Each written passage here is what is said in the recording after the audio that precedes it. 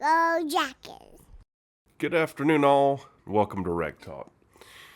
So today we're going to talk about two things. One, the destination of Nate McCollum, and Buster Faulkner helping out those hairy dogs up there in Athens.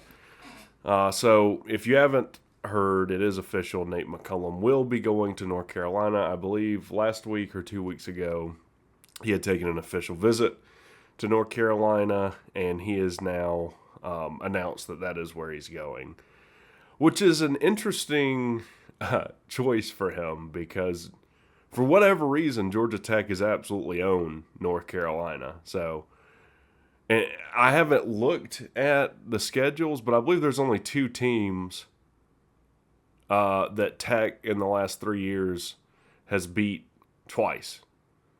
And that's both North Carolina teams, Duke and University of North Carolina. And Duke fired their coach at the end, Collins' last full year at Tech. So Mac Brown lost to Jeff Collins, which is already an issue. Not many people have lost to Jeff Collins. I think there's 3 ACC teams or so. But yeah, I mean, I do hope Nate the best. From my understanding, this was 100% an NIL thing, because he would have been wide receiver 1 at Tech this year as well. Now, once he entered the portal, we ended up signing, I think, 4 wide receivers, or signing 3 wide receivers in the recruiting class and picking up Chase Lane from Texas A&M. So there's a lot of speedy receivers coming in. Maybe Nate felt like it was a bit crowded. He needed to take the money and go to North Carolina. Now, I've talked about it before. North Carolina has a special place in Rec Talk's hate bucket for the decade-long cheating they did that they 100% got away with. So it's interesting that Mac Brown is pointing the fingers. Hey, people are contacting Drake May with offering him $5 million to come play when they had cheated for a decade. But he won't name who did it. And that's the interesting thing about college football.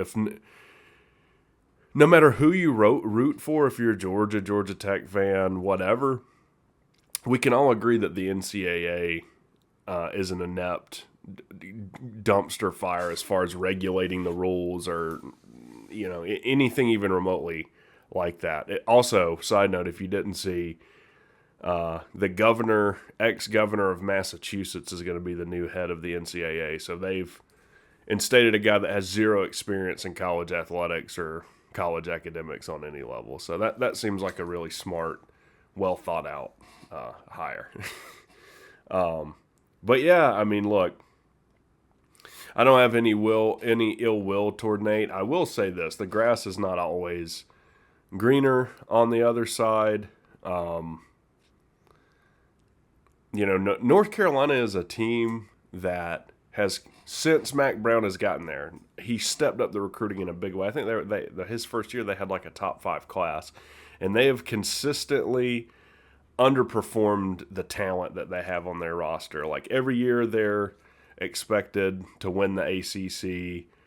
Ended up making it to the ACC championship this year, but lost some just head-scratching games. Like losing to Tech 2 years in a row in that little stretch, like, makes 0 sense if you're a North Carolina fan. Like, how do you... Because they had Sam Howell. We beat him at the Mercedes-Benz Stadium. We sacked him like 6 times that game last year, too.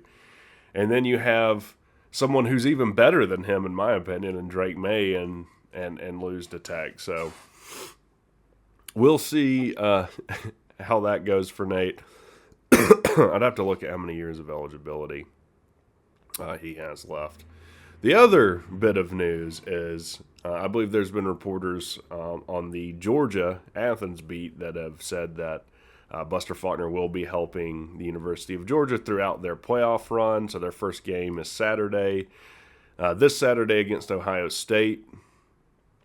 Pretty close line. I think it's -6.5 for Georgia. And A lot of Tech people not happy with this, and I would say, for me, I'm not necessarily happy about it, but I just don't think that it's worth getting all that upset about either, because I don't know what the agreement with Key, Georgia Tech, Kirby, and Georgia is. There was someone on the Facebook group, and they might have deleted the post because I couldn't find it again, that said that we should fire Buster Faulkner for helping Georgia, and this was a breach of his contract.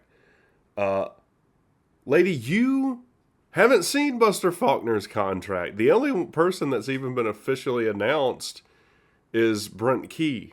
It could be that for us to interview Buster Faulkner, there was an agreement that if we hired him, we would let Georgia have him for the remainder of the playoffs or whatever. I don't know. My thing was just I didn't see any benefit to letting Georgia do it. But who knows what the agreement is behind closed doors. Like, there could be a reason that this has all been kind of close to the vest. It is weird that Kirby said it would be determined at a later date, but who knows. So Buster will be helping, so I guess Stetson is happy that he doesn't have to communicate with Todd Monken, who's evidently a jerk and doesn't like talking to his own quarterback for whatever reason. So I'm sure Georgia guys are happy with that. I don't know where I'll be watching this Georgia-Ohio State game, but anyways, thanks for watching the video. If you liked it, I hope I earned a like and subscribe from you. If you want to support the channel, there's a PayPal link in the description.